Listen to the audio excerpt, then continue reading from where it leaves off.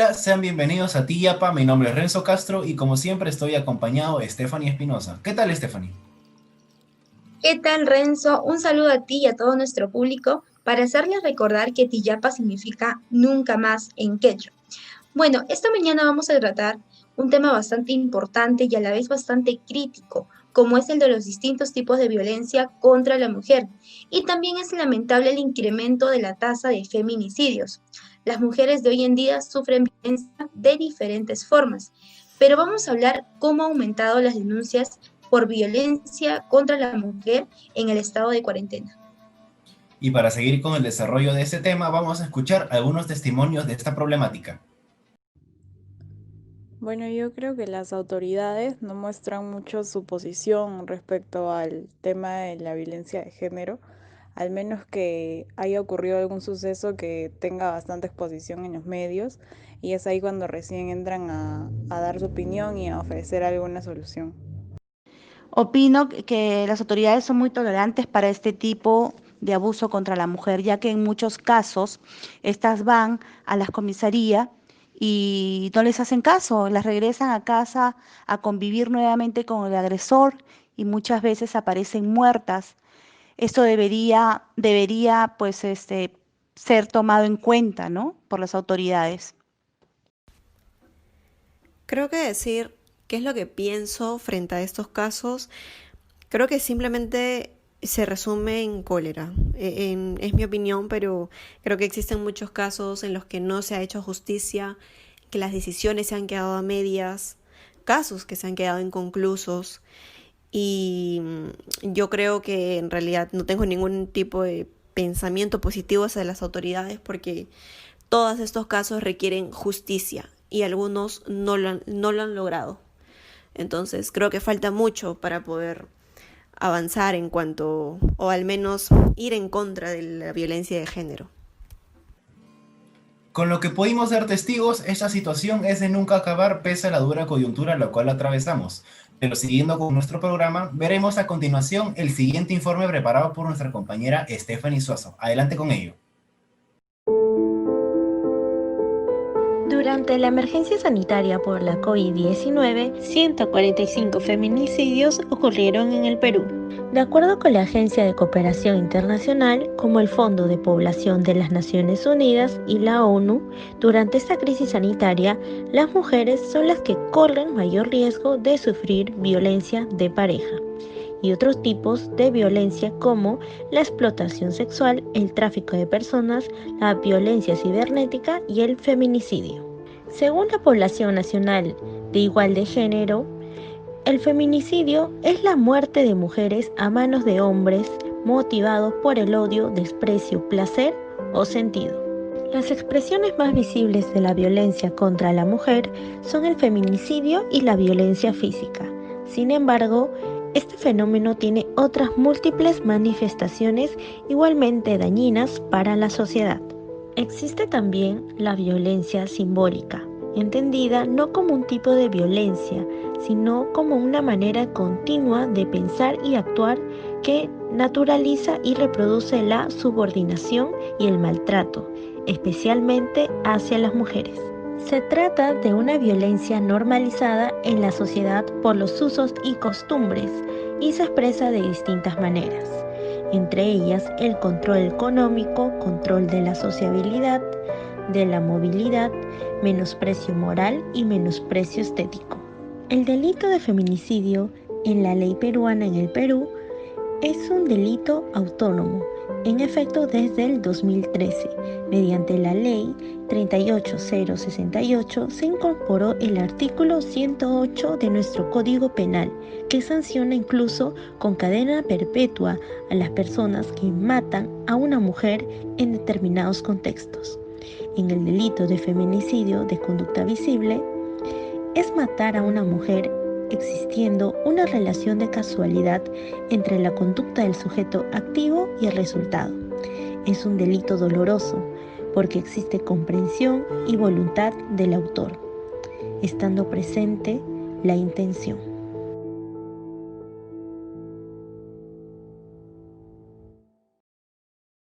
Interesante el informe de nuestra compañera Stephanie Suazo. Y claro, es lamentable cómo siguen aumentando los casos de feminicidio. Realmente esperemos que las autoridades tomen cartas en el asunto ante la primera denuncia que es presentada por una mujer ante un acto de violencia por su pareja. Cabe resaltar que la violencia contra la mujer es penada, ya que se está infringiendo la ley 30364. Esta ley tiene como objetivo prevenir, erradicar y sancionar todo tipo de violencia producida en el ámbito privado o público, contra las mujeres y contra los integrantes del grupo familiar, como los niños y los adultos mayores. Claro, y es importante resaltar que el artículo 125 de esta ley nos habla acerca de las obligaciones de los medios de comunicación en relación con las víctimas, cómo informar de manera integral sobre la problemática, velar por la integridad de la víctima, respetar el derecho de las víctimas a guardar silencio, también evitar la revictimización, entre otros. Así es. Recuerden que este programa se transmite a través de Piquete Informativo. Nos pueden seguir en nuestra página de Facebook como en nuestro portal web. Esto y más después de la pausa.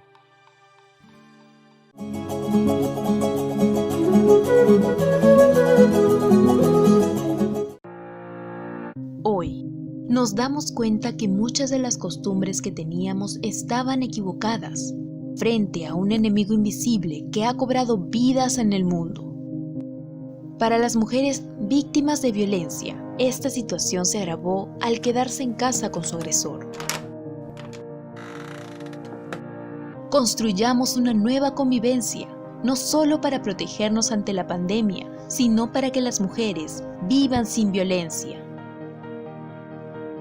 Dejemos en el pasado la indiferencia y actuemos denunciando. Si eres víctima de violencia o conoces a alguien que lo es, llama a la línea 100. Estamos contigo.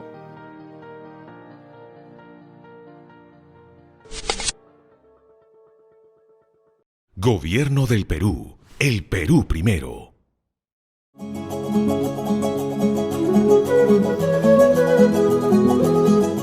Y continuamos en Tillapa, justamente tocando el tema de violencia contra la mujer. Vamos a hablar de un caso en particular, el de aquellas mujeres que han desaparecido sin dejar rastro alguno. Según la Defensoría del Pueblo, este informó que en agosto se incrementó la desaparición de mujeres entre niñas, adolescentes y adultas. Por ello, hoy tenemos la grata compañía de Ana María Vilca, miembro del equipo coordinador de la Red Causay Perú, una organización que se encarga de velar por una mejor sociedad, una sociedad que esté libre de la trata de personas. Bienvenida, Ana María, a Tillapa. Buenos días, gracias por la invitación. Ana María, coméntanos, ¿qué busca esta red? ¿Desde qué tiempo vienen trabajando? Bueno, justo este año estamos cumpliendo 10 años como Red Causay. La Red Causay, cuyo nombre significa PIBE, ¿no? Causay es promover la vida, principalmente de aquellas mujeres que caen en la trata de personas. Somos una red de vida consagrada, de religiosas, que pertenece a la Conferencia de Religiosos y Religiosas del Perú. Y nuestro lema es vida consagrada por una vida sin trata. Muy interesante lo que mencionas, pero exactamente, ¿qué acciones concretas realizan en Causay Perú? Trabajamos en 4 líneas. La línea de prevención, ¿no? A través de talleres de sensibilización, formación, etcétera. La línea de atención tenemos dentro de nuestra red. La red es nacional, ¿ya? Estamos en diferentes partes del país. Tenemos 3 casas de acogida para sobrevivientes de trata, en la línea de atención, y la línea de incidencia, ¿no? La línea de incidencia buscamos en unión con otras instituciones, tanto de la iglesia como de la sociedad civil, para hacer incidencia hacia el gobierno para que puedan promover nuevas leyes o que realmente se implementen y se cumplan las leyes que tenemos para prevenir y sancionar la trata de personas en el Perú. ¿Qué es lo que deberían mejorar en cuanto al desempeño de las autoridades frente a un pedido de ayuda? Eso debido a que cuando se han realizado las denuncias, han habido casos en donde se han archivado o simplemente se ha minimizado la situación. Bueno, principalmente falta formación en realmente entender qué es la trata y cuándo se debe tipificar como tal, ¿no? Todavía hay ausencia en esto y las autoridades cambian, ¿no? Y no hay la correcta formación en el tema. Nos hacemos bastante incidencia ante el gobierno, ante el Ministerio del Interior principalmente, para la capacitación y formación tanto de la policía como de los juzgados, ¿no? Para realmente identificar el tema y acompañar durante todo el proceso a la víctima, ¿no? Una de las cosas también que es bastante crucial para nuestro gobierno, para nuestro Estado, es que, por ejemplo, no hay donde, el gobierno no tiene casas de acogida para las sobrevivientes, y eso ha sido una lucha continua. Creo que este año han dicho que van a abrir una más, entonces ya rescatan a las víctimas y no tienen dónde tenerlas, ¿no? Entonces las víctimas no pueden ser revictimizadas mandándolas a un calabozo, teniéndolas en una comisaría. No podemos proceder así, y así se está procediendo lastimosamente, ¿no? Entonces el gobierno también ha dado o da cada año un presupuesto mínimo, ¿no?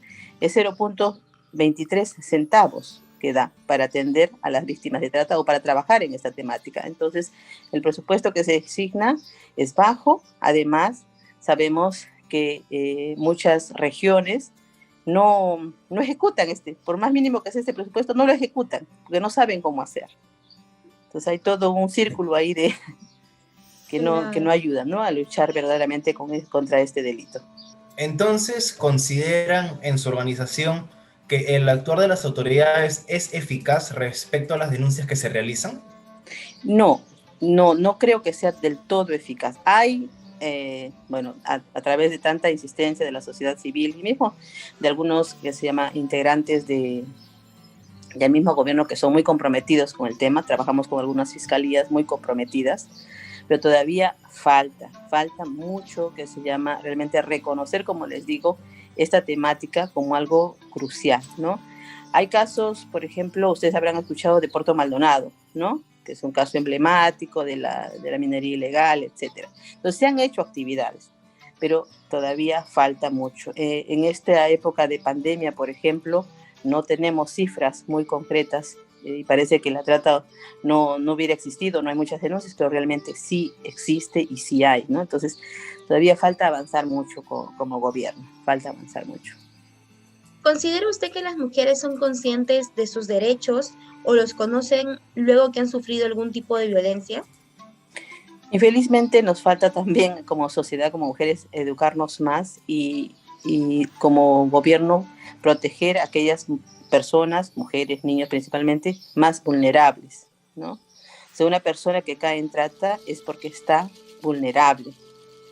Entonces ahí tenemos que trabajar. Y una de las vulnerabilidades es la pobreza, el aislamiento, la falta de educación, etc., ¿no? Entonces son fáciles de caer en estas redes. Y muchos no le identifican como tal porque no saben qué es, ¿no? Entonces caen y ahí hay la confusión contra la propia comunidad que dicen, no, ella está en eso porque quiere, porque es la vida fácil, porque le gusta, etc. Ahí vienen los juicios encima de estas personas que son las víctimas. Viendo un poco el índice de las mujeres que solemos ver en las estadísticas y gráficas, ¿a qué se debe este incremento de desapariciones, ¿no? Incluso en medio de una crisis sanitaria en la que después de un periodo de confinamiento igual había restricciones para salir a las calles. Eso realmente es una pregunta difícil de responder, porque igual hemos visto los números, ¿no? Cuando escuchábamos al Ministerio del Interior, porque fue a ellos que se les cuestionó, ellos en las estadísticas dicen que no solamente fue en esta época de pandemia, definitivamente los números que ellos marcan, no los tengo a la mano, es que este año ha habido menos desapariciones que el año pasado. Entonces, Perú es un país de desaparecidos, principalmente desaparecidas mujeres, ¿no? Ahora, ellos dicen también que muchos vienen y denuncian la desaparición, pero no vienen a decir ya apareció, ¿no? A decir ya, a quitar la denuncia por la desaparición. Entonces, ahí no hay una estadística verdadera, digamos. Pero de que sí hay personas desaparecidas, definitivamente sí las hay. Ahora, ¿dónde están? toca seguir preguntándonos, investigando, ¿no? Definitivamente muchas de ellas deben haber caído en redes de trata, ¿no? Y como te digo, ni para casos de trata, ¿no? Hay una estadística. La Defensoría tiene un número, el Ministerio del Interior tiene otro número, etcétera, ¿no? Entonces no hay, esa también es una debilidad, una deficiencia, ¿no? Es importante también, Ana María, recordar, cuando se realiza algún tipo de denuncia, las autoridades dejan mucho que desear, no generalizando, ¿no? Debido a que existen casos específicos en donde le dicen a la persona que ha presentado la denuncia que tal vez la persona desaparecida escapó con algún enamorado o porque se ha peleado con algún familiar y terminan esperando horas para recién iniciar con la búsqueda. Considero que hay mucho tiempo de demora en su actuar. ¿Qué opinas tú al respecto? Así es, ¿no? Y eso, ¿a quién le toca hacer esa investigación? A seguir ese proceso. Le toca al gobierno, al Estado, ¿no? Al Ministerio del Interior en este caso. Pero ustedes han visto los reportajes, ¿no? Pasan días y nadie sabe y la policía dice no tiene personal, no tiene dinero, no tiene gasolina, etc. Hay diversas cuestiones que limitan, ¿no? Realmente acompañar todo el proceso. Y esto es en el campo, digamos, de investigación, pero cuando ya se llega al proceso de judicialización, ya que se comprobó que era un caso de trata y va a haber un juicio, etcétera, si vemos las estadísticas, es menos del 1% que ha llegado a tener una sanción penal, ¿no? Entonces, como les digo, no quiero ser así totalmente... porque no me siento así desmotivada, ¿no? No es en esa línea, pero es la realidad y hay que mirarla desde ahí, ¿no? Es la realidad. Y tenemos que incidir tanto en la población para que prosiga y acompañe, y nosotros como sociedad civil, las diferentes ONGs que trabajan en el tema, acompañar estos procesos, ¿no? Y en Perú, por ejemplo, una ONG que es bastante fuerte y firme en este acompañamiento es Capital Humano y Social. Ustedes habrán escuchado hablar de esta ONG y con la cual trabajamos en alianza, ¿no? Trabajamos en alianza. Ana María, este tema en realidad es muy amplio, nos encantaría seguir charlando contigo. Lamentablemente el tiempo nos ha ganado. Te agradecemos por tu tiempo y disposición, también por lo que has venido realizando con la red. Esperemos que estos mensajes sirvan para concientizar a nuestro público y sobre todo para hacer notar esta dura problemática que golpea a nuestra sociedad. Muchas gracias. Gracias a ustedes, ¿no? Y estamos en el marco del 25 de noviembre, que fue ayer, Día Internacional de Eliminación de la Violencia contra la Mujer. Y nosotros estamos en una campaña de 16 días de activismo junto con ONU Mujeres. Sabemos que la trata de personas es una de las peores formas de violencia, principalmente hacia la mujer y niñas, ¿no? Entonces también los invito a unirse a esta campaña. Muchas gracias, Ana María. Y bueno, Stephanie, hemos llegado al final de nuestro programa. Esperamos que les de su agrado. Nos vemos en una próxima oportunidad aquí en Tiyapa. Muchísimas gracias a todos. Hasta una próxima oportunidad.